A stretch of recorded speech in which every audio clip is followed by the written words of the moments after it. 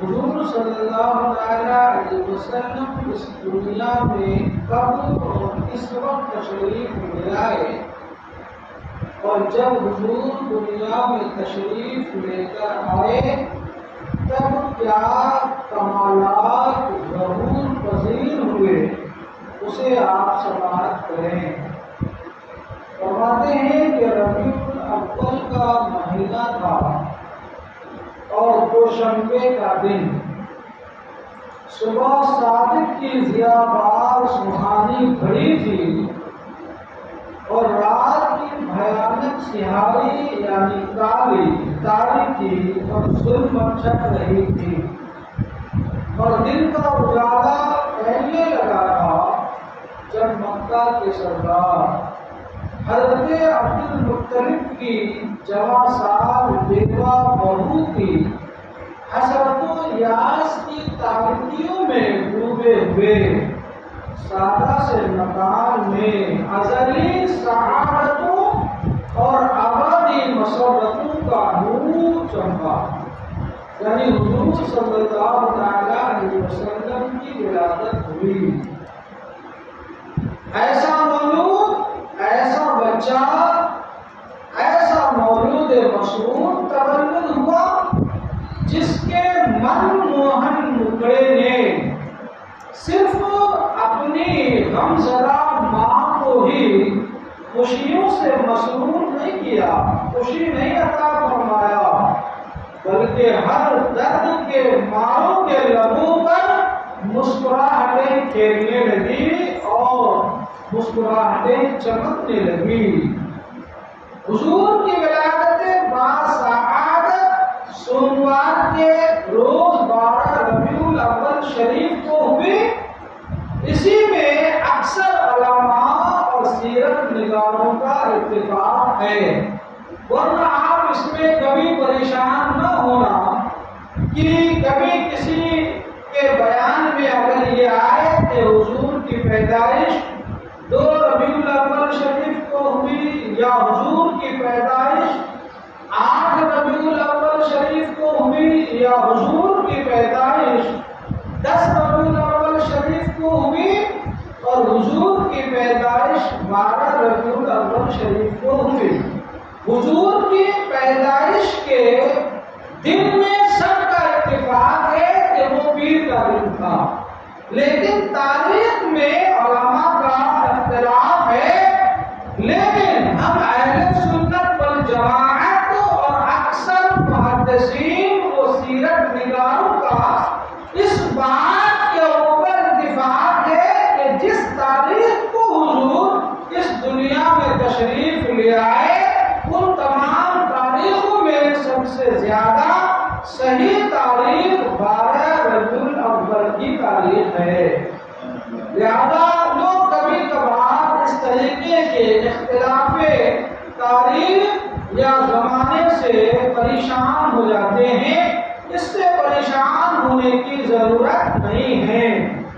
حضرت عامرہ رضی اللہ تعالیٰ عنہ فرماتی ہیں کہ جس رات کو سرکار دو عالم صلی اللہ علیہ وسلم کی ولادت باسعادت ہوئی، میں نے ایک نور دیکھا، میں نے ایک روشنی دیکھی جس کی روشنی سے شام کے محلات جگمگا اٹھے، سبحان اللہ۔ شام سے مراد ملک شام کے محل یہ سب جگمگا اٹھے، یہاں تک کہ میں ان کو اپنی آنکھوں سے دیکھ رہی تھی، سبحان اللہ۔ ایک کمال تو یہ کہ حضور تولد ہوئے تو نور چمکا، اور اس نور کی ضیاباری کا عالم یہ تھا کہ مکے سے ملک شام تک روشنی پھیل گئی، اور اس کی برکتوں کا عالم یہ تھا کہ حضرت آمینہ اپنے گھر سے ملک شام کے محلوں کو دیکھ رہی،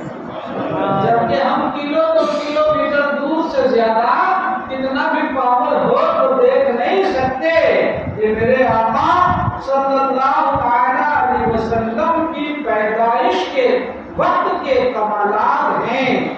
اور ایک روایت میں ہے کہ جب حضور کی ولادت ہوئی حضرت آمنہ سے ایک نور نکلا، یعنی جب جب حضور حضرت آمنہ کے جسم انور سے الگ ہو کر زمین پر جلوہ گر ہوئے، تب حضور کے ساتھ حضرت آمنہ سے ایک نور بھی الگ ہو کر چمکا، اور اس نور کا عالم یہ تھا کہ ہر طرف نور ہی نور نظر آتا تھا۔ سبحان اللہ، یہ نور کا عالم یہ تھا۔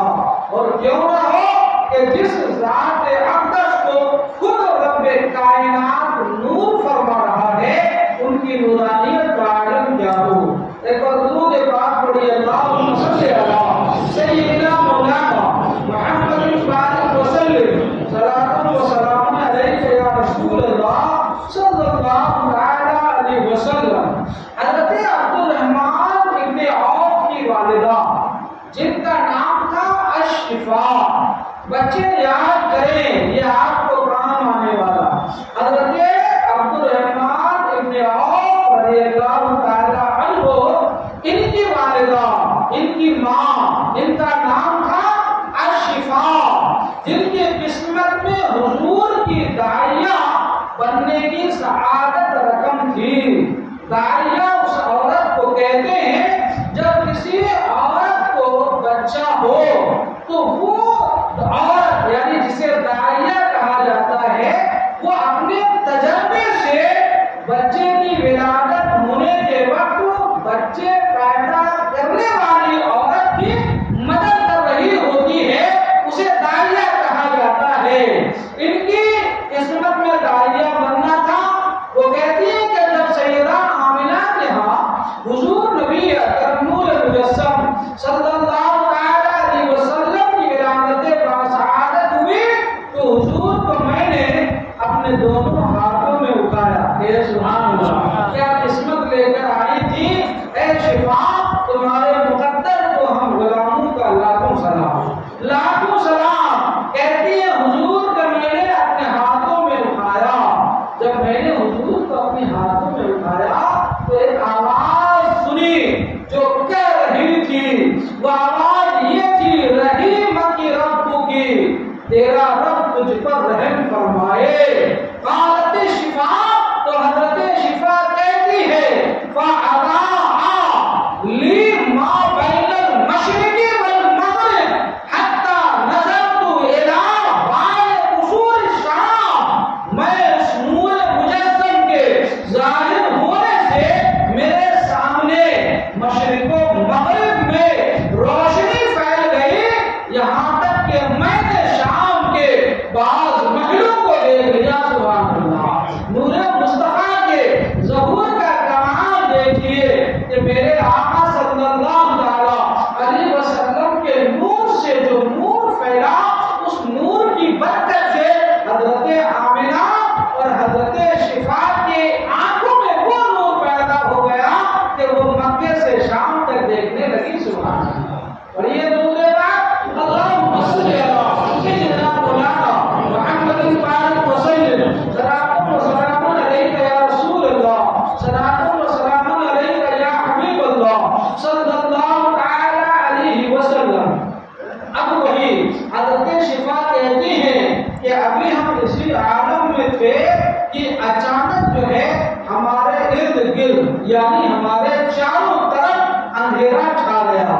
جب اندھیرا چھا گیا تو مجھ پر روب اور کپکپی طاری ہوئی، یعنی گھبراہٹ ہوئی، خوف کا طاری ہوا، اور میرے دائیں جانب سے پھر ایک روشنی پھوٹی تو میں نے کسی کہنے والے کو سنا، وہ کہہ رہا تھا، کیا کہہ رہا تھا؟ اینا ذہبت بہ، تم اس بچے کو لے کر کہاں گئے تھے؟ ایک نور جگمگایا، اس نور سے آواز آ رہی تھی جو کسی سے پوچھ رہی تھی، اینا ذہبت بہ، تم اسے لے کر کہاں گئے تھے؟ جس سے پوچھا جا رہا تھا وہ نظر نہیں آ رہا تھا۔ حضرت شفاء کہتی ہیں کہ جب یہ آواز میں نے سنا تو پھر میں نے جب کان لگایا تو جواب ملا کہ کہنے والے نے کہا میں انہیں لے کر مغرب کی طرف گیا تھا۔ سبحان اللہ، جانتے ہیں یہ کون تھے؟ مغرب کی طرف لے جانے والا یہ تمام فرشتوں کے سردار حضرت جبریل علیہ السلام تھے۔ سبحان اللہ، جو حضور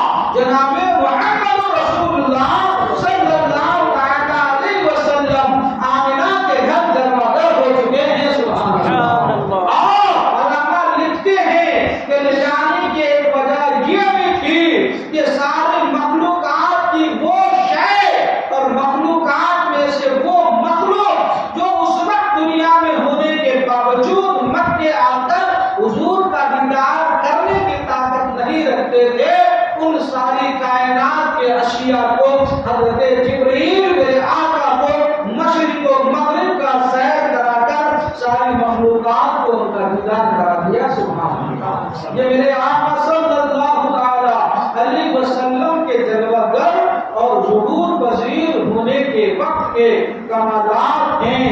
आप फरमाती है दाएं तरफ से रोशनी हुई, ये सवाल हुआ ऐना ज़हबता बिही, बाएं तरफ से रोशनी हुई, यही सवाल हुआ ऐना ज़हबता बिही। दोनों तरफ के सवाल के जवाब में यही मिला कि मैं इन्हें मगरिब ले गया था, मैं इन्हें मशरिक ले गया था। अल्लाहु अकबर। और फरमाते हैं कि ये बात जो है मेरे दिल में खटकती रही और मेरे दिल में पोशीदा रही, यहाँ तक कि मैं हुजूर नबी अकरम सल्लल्लाहु अलैहि वसल्लम ने ऐलान नबूवत फरमाया तो मैंने हुजूर का कलमा पढ़कर ईमान में दाखिल हो गई। सुभान अल्लाह। पढ़िए एक बार दुरूद पाक, अल्लाहुम्मा सल्ली अला सय्यिदिना मौलाना मुहम्मदिन बारिक वसल्लिम सलातु व सलाम अलैका या रसूल अल्लाह सल्लल्लाहु अलैहि वसल्लम। अब सुनिए जरा, मेरे आका जिस दिन पैदा हुए और क्या हुआ, आपके दादा हुजूर मक्के के सरदार मुतवल्ली काबा हजरत अब्दुल मुत्तलिब फरमाते हैं जिस रात मेरा पोता, मेरे बेटे का बेटा और आमिना का नूर नजर लगते जिगर सारी कायनात के सरदार रहमतुल लिल आलमीन पैदा हुए, उस रात में काबे में था, उस रात में काबे में था। मैंने बुतों को देखा कि सब बुत अपनी अपनी जगह से सर्व सुजूद यानी सजदे में गिरा हुआ है, सारे बुत सजदे में हैं, सर के बल गिर गिर पड़े हैं और दीवारें काबा से ये आवाज आ रही है, उली गल मुस्तफा वल मुख्तार लगी तहरीबू बेयदीहिल कुफ्फार व यदहु मिन इबादतिल असनाम व यामुरु बिइबादतिल मलिकिल अल्लाह। तर्जुमा इसका यूं है, फरमाते काबे की दीवारों से आवाज आ रही थी, काबा बुतों की इबादत से पाक होगा। हुजूर की पैदाइश से पहले काबे में 360 बुत थे, ये आपने सुना। अब काबे की दीवारों से हुजूर की पैदाइश की रात ये आवाज आती है, जिसे खुद हज़रत अब्दुल मुत्तलिब बयान करते हैं, फरमाते हैं काबा बुतों की इबादत से पाक होगा और वो अल्लाह की इबादत का हुक्म देगा। यानी जो पैदा हुआ, जो हकीकी बादशाह और सब कुछ जानने वाला है, सुभान अल्लाह।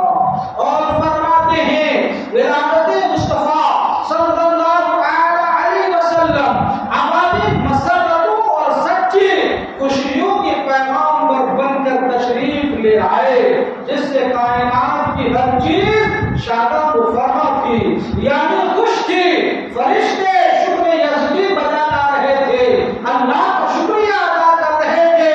अर्श और फर्श में बहार का समा था, लेकिन एक जात थी, लेकिन एक जात थी जो फरियाद गुना थी, यानी फरियाद कर रही थी, जो मसरूफे आहो फौरा थी, यानी रोने धोने में लगी थी, जो चीखो चिल्ला रही थी और अपनी बदबख्ती और हिरमा नसीबी यानी अपने नसीब की महरूमी पर अश्क फशा थी, यानी आंसू बहा रही थी। और वो कौन?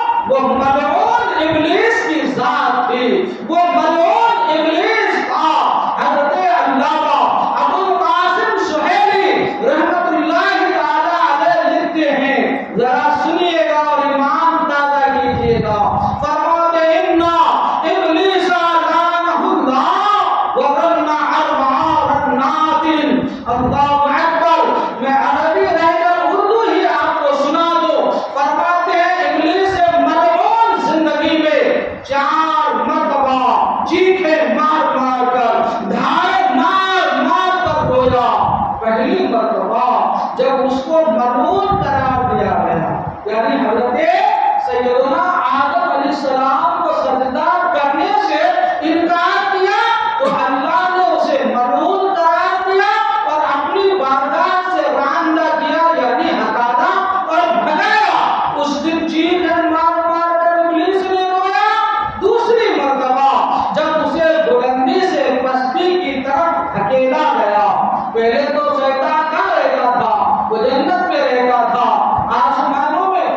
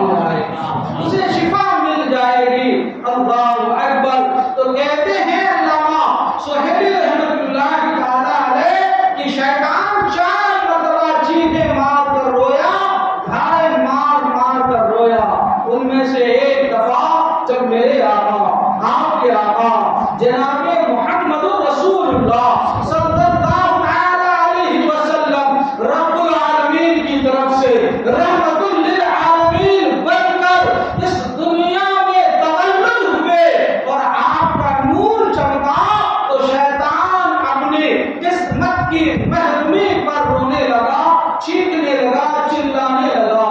کسی شاعر نے کیا خوب کہا، نصیب چمکے ہیں فرشیوں کے، فرشیوں کے معنی یعنی زمین پر رہنے والوں کے، اسے فرش کہتے ہیں۔ کہتے ہیں نصیب چمکے ہیں فرشیوں کے کہ عرش کے چاند آ رہے ہیں۔ سبحان اللہ۔ عرش کہتے ہیں اوپر، فرش کہتے ہیں نیچے۔ عرش کا چاند یعنی مصطفیٰ فرش پر اتر رہے ہیں تو شاعر نے کہا نصیب چمکے ہیں فرشیوں کے کہ عرش کے چاند آ رہے ہیں، جھلک سے جن کی فلک ہے روشن وہ شمس تشریف لا رہے ہیں۔ سبحان اللہ۔ یعنی میرے حضور کے چہرے انور کی جھلک اور تابانی سے، ان کے نور سے یہ فلک یعنی آسمان روشن ہے، وہ سورج دنیا میں تشریف لا رہے ہیں۔ تو کہا جا رہا ہے جھلک سے جن کی فلک ہے روشن وہ شمس تشریف لا رہے ہیں۔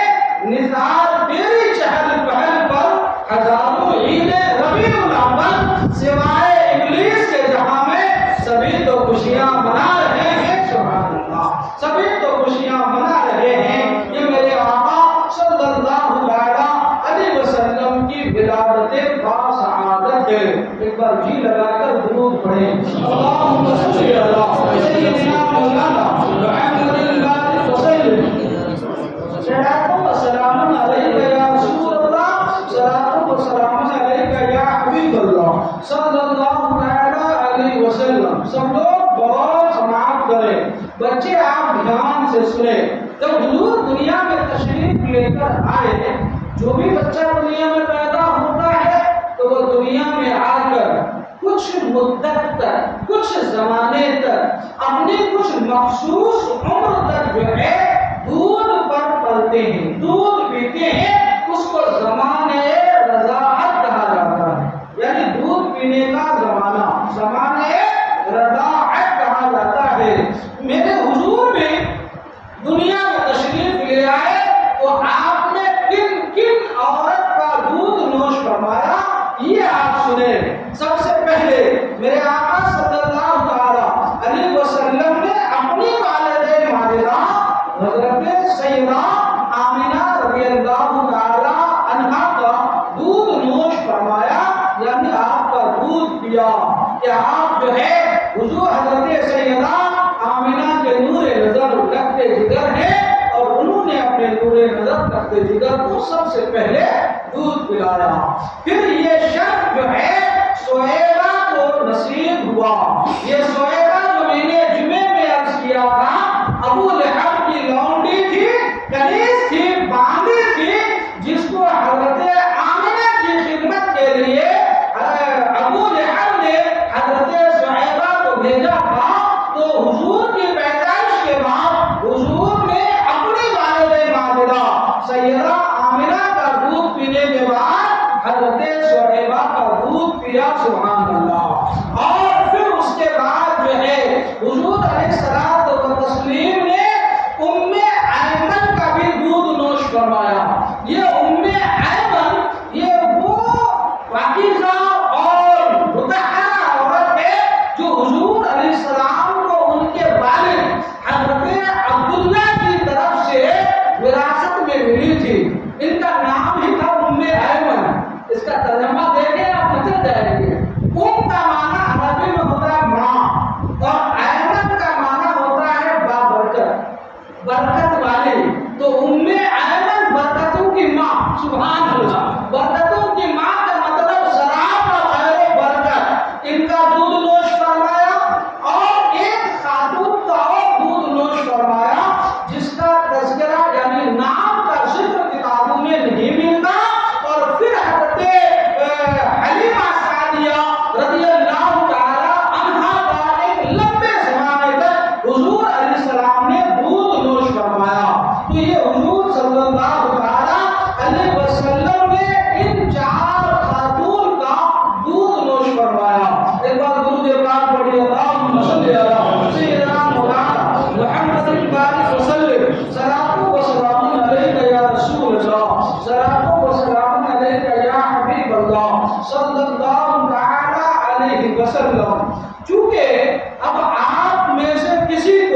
خصوصاً آپ کو تو پتا ہے، لیکن یہ 9 عمر کے بچے آپ کو اس بات پر تعجب نہیں ہونا چاہیے، آپ کے ذہن میں یہ بات نہیں آنی چاہیے کہ ہمارے یہاں جب کوئی بچہ پیدا ہوتا ہے تو وہ صرف اپنی ماں کا دودھ پیتا ہے۔ آخر کیا وجہ تھی کہ حضور نے 4 عورتوں کا دودھ نوش فرمایا، اور پھر حضور علیہ السلام کو آپ کی والدہ ماجدہ کم سنی ہی میں اپنا دودھ پلانے کے بجائے حضرت حلیمہ کے ساتھ ان کے قبیلے کی طرف بھیج دی۔ یہ اہل عرب کا طریقہ تھا کہ اہل عرب میں ایسا ہوتا تھا کہ بچوں کو، خصوصاً وہ بچے جو شہروں میں پیدا ہوتے تھے، ان بچوں کی اچھی نشو و نما، کیونکہ شہر کی آب و ہوا یہ جو ہے گندگی سے آلودہ ہوتی ہے، اور دیہات کی آب و ہوا وہاں کی سبز و شادابی اور ہریالیوں سے پاک اور ستھری ہوتی ہے۔ شہر کے بچے عمومی طور پر جسمانی طور پر نازک اور کمزور ہوتے ہیں، اور دیہات کے بچے مٹی اور کھیتوں پر ڈنڈیوں میں دوڑ کر، کھیل کر اور رہ کر جو ہے وہ جسمانی طور پر قوی اور مضبوط ہوتے ہیں۔ شہر والوں کی زبان، چونکہ شہر میں ہر طرح کے لوگ آتے ہیں، تاجر آتے ہیں، سیاح آتے ہیں، تفریح کرنے والے آتے ہیں، اور دیگر قسم کے لوگ آتے ہیں، جو شہر میں طرح طرح کے لوگوں کے آنے کی وجہ سے شہر والوں کی زبان خالص نہیں رہ جاتی، ان کی زبان مکسچر ہو جاتی ہے۔ آدھی جیسے آپ میں سے جو لوگ شہر میں رہتے ہیں، وہ گجراتی ہونے کے باوجود بھی وی آئی پی گجراتی جسے وہ نہیں بولتے ہیں، کیونکہ وہ طرح طرح کے لوگوں سے ملنے کی وجہ سے ان کی زبان کھچڑی ہو جاتی ہے، وہ تھوڑی گجراتی، تھوڑی ہندی اور تھوڑی اردو، تھوڑے فارسی، دیگر زبان کے جملے مکس ہو جاتے ہیں۔ لیکن جو بالکل دیہاتوں میں، علاقے کے کلام میں رہتے ہیں، جہاں دوسرے علاقوں کے لوگوں کی آمد و رفت نہیں ہوتی، وہاں کے لوگوں کی زبان بالکل ستھری اور بالکل ٹھیک ہوتی ہے۔ تو اہل عرب اپنے بچوں کو دیہاتوں کی عورتوں کو دے کر دودھ پلانے کے زمانے میں بھیج دیا کرتے تھے، تاکہ ان کی زبان ستھری رہے، شہر کی آلودہ ہواؤں سے پاکیزہ رہے، جسمانی طور پر تر و تازہ، توانا اور مضبوط رہے۔ یہی وجہ تھی کہ بچوں کو دیہاتوں میں بھیجا جاتا تھا۔ سنیے، مختلف قبائل کی خواتین خاص موسموں میں مکہ المکرمہ آیا کرتی، تاکہ متمول یعنی مالدار اور دولت مند لوگوں کے بچوں کو لے جائیں، ان کو دودھ پلائیں، ان کی پرورش کریں، اور جب مدت رضاعت ختم ہو جائے، یعنی دودھ پینے کا زمانہ ختم ہو جائے، تو انہیں لے کر ان کے والدین کے پاس لے کر آئے، تو ان کے والدین ان دودھ پلانے کی خدمت کرنے والی خاتون کو بنا قدر انعامات، عطیات اور داد و دہش سے نوازے، تو ان سے ان کا بھی فائدہ ہو جائے اور بچے کا بھی فائدہ ہو جائے۔ اس لیے اہل عرب ایسا کرتے تھے۔ لیکن اہل عرب بڑے ہی جو ہے اپنے وصول پر وصول پسند قوم ہے، اس لیے ان کی عورتیں بچوں کو لے کر جاتی تھی دودھ پلانے کے لیے، تو اس کی کوئی اجرت طے نہیں کرتی، کیوں؟ اس لیے کہ اجرت طے کرنا عیب سمجھتی تھی، اور کہتی تھی الحرۃ لا تاکل من ثدیھا، آزاد عورتیں اپنی چھاتیوں کی کمائی نہیں کھایا کرتی ہیں، یہ ان کا وصول تھا، اس لیے کچھ اجرت طے نہیں کرتی تھی۔ لیکن اندرونی طور پر وہ بچے انہی کی پسند کرتی جن کا باپ مالدار ہوتا تھا، گھرانہ رئیس ہوتا تھا، آبا و اجداد صاحب مال ہوا کرتے تھے، تاکہ ان بچوں کی خدمت کرنے کے بدلے میں انہیں کافی انعام کے طور پر کافی مال ملے، کافی